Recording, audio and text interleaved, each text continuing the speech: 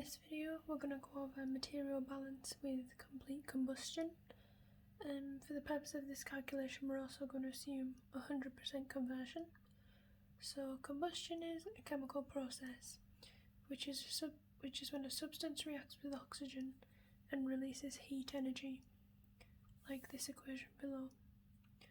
But for the convenience of the composition of air, we're going to assume 78% nitrogen and 22% oxygen.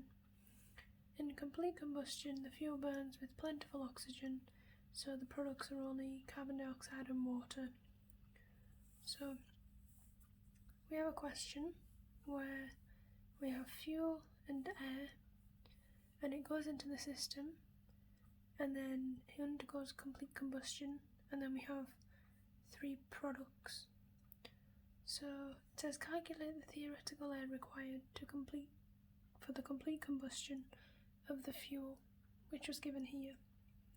So how we're going to start is we're going to write down the combustion equations for these three fuels.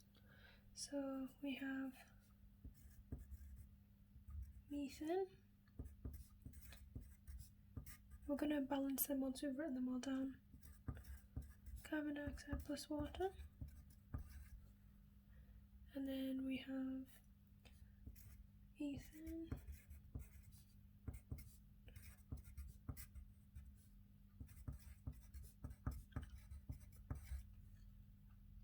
And then we have propane.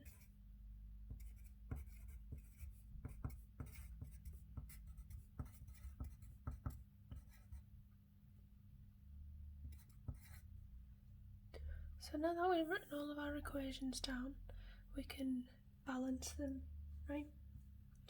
So we have 1 carbon, we have 4 hydrogen, so we add a 2 here, and then we need to balance the oxygen, so we have 1, 2, 3, 4, so we need to put a 2 here.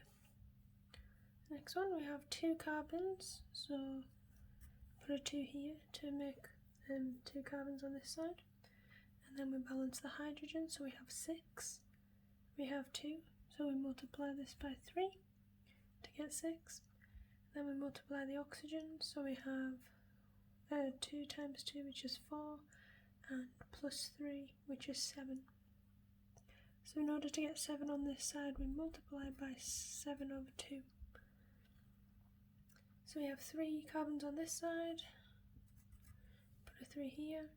Hydrogens, we have 8, so we multiply this by 4, and we have how many oxygens? 3 times 2 is 6, plus 4 is 10, so we multiply this by 5 to get 10. So now that we've written all of our equations out, we needed this in order to know the coefficients, the stoichiometric coefficients, because that's how we're going to determine the theoretical air. So the theoretical air is the amount of air, or more so the oxygen, required for complete combustion. So in the problem we were given a basis of 100 kilomoles per hour on a 1 hour basis, and we were given the percentage composition of each fuel. So we can work out how many moles of each fuel we were given. So calculating using the basis and the percentage composition, we can determine we had 30 kilomoles of methane, we had 20 kilomoles of ethane, and we had 50 kilomoles of propane. So now that we have this, to calculate the amount of oxygen we need, we can use the stoichiometric coefficient and total the oxygen. So do you see how the stoichiometric coefficient on methane is 1 and the stoichiometric coefficient on oxygen is 2?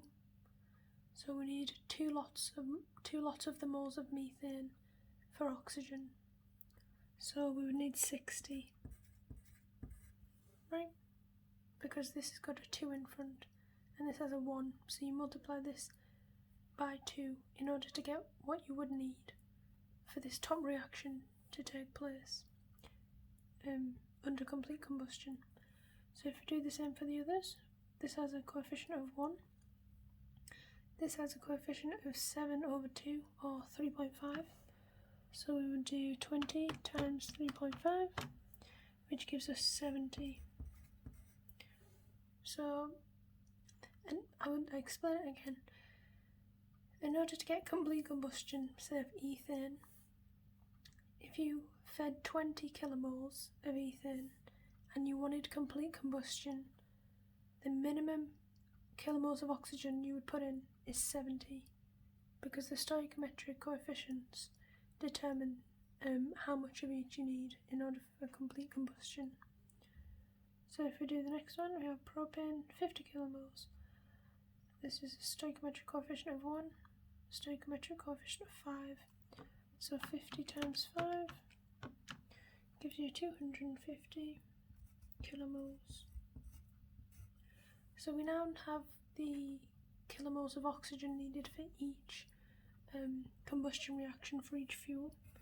So if we total it, we get 60 plus 70 plus 250, and that gives us 380 kilomoles of oxygen total, right? So to calculate the theoretical air, we need to calculate the kilomoles of air required. So, and that's equal to the flow rate of N1, because that takes into account nitrogen and oxygen.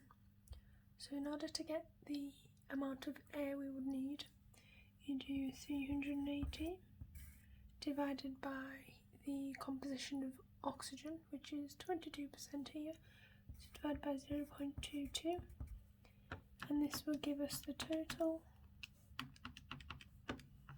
which is 1727.3 kilomoles of air, and we're on a per hour basis. So that would be N1, that's the theoretical air required for this specific fuel. So if we move on to the next question, it says calculate N2, N3 and N4.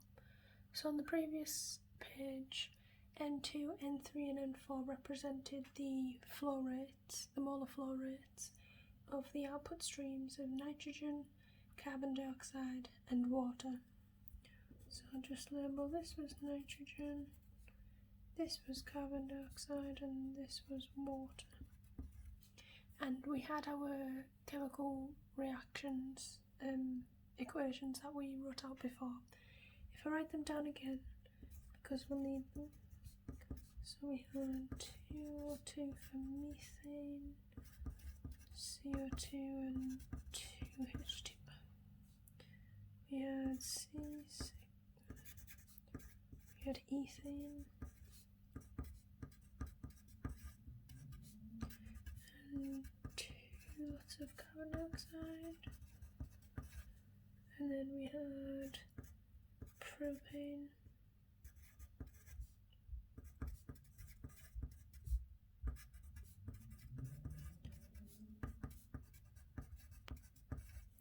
so those were the chemical equations we had on the previous page, and that was to show the combustion of all of our fuels that we input into our system.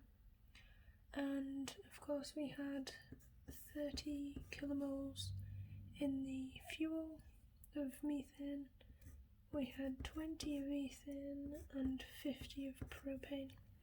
So like with the oxygen, to determine the output streams, we still need to use the stoichiometric coefficients. So if we start off with N2, which was nitrogen, so because nitrogen is an inert gas, it's found in air, so it's not formed in any of these reactions, as you can see. So the nitrogen that came into the system through the air is still going out of the system, and it's the exact same amount. So for our theoretical air, we had 1727.3 kilomoles, and we're still working on a 1 hour basis. And so we know the composition of air is 22% O2 and 78% nitrogen. So what we need to do to calculate the number of moles of nitrogen, since nitrogen doesn't react and it's not produced in these reactions, we just multiply by the composition. And there we have N2.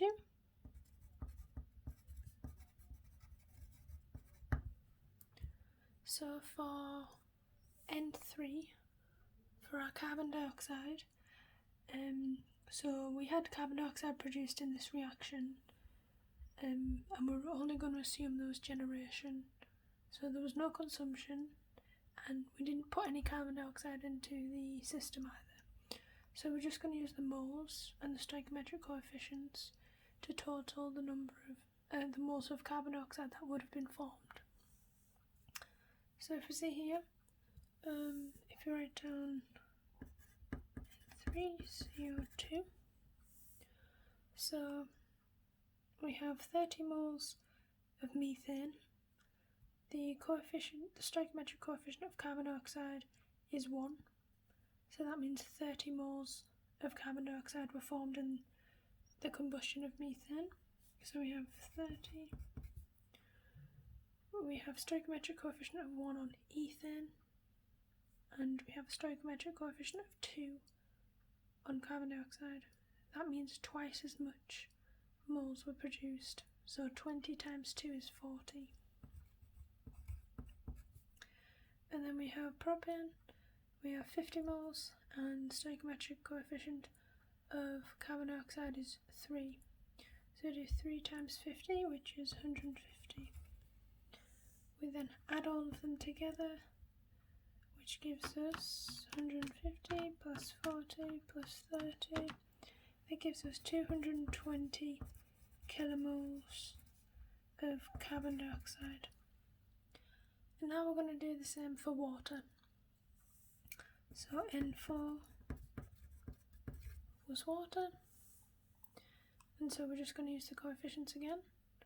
We have coefficient of 1, coefficient of 2, so we have 60 moles, and then we have coefficient of 1, coefficient of 3, so 60 moles again,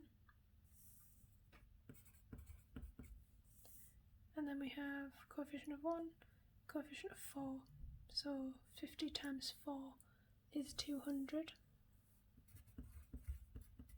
and that gives us 320 kilomoles of water. And that's it.